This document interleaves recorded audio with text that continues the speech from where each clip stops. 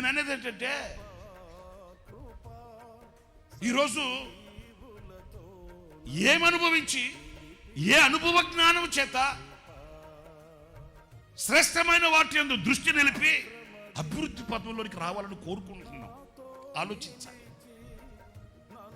ఏమనుభవించాలని పరిశుద్ధుడైన లేకపోతే నాయకుడైన మోషే తన అనుభవ జ్ఞానాన్ని తన అనుభవపూర్వకమైన మాటలతో ఆయన ప్రకటించాడు అని అంటే ఈ అల్పకాలం, ఈ కొద్ది కాలం, మనిషి ఎంతో కాలం ఎన్నో వందల సంవత్సరాలు బ్రతకండి.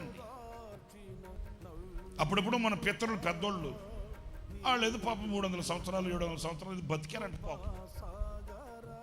మనం ఇప్పుడు ఎవరికన్నా అన్ని సంవత్సరాలు బ్రతకమన్నా వాళ్ళు వద్దు అంటున్నారు. వద్దులే బాబా,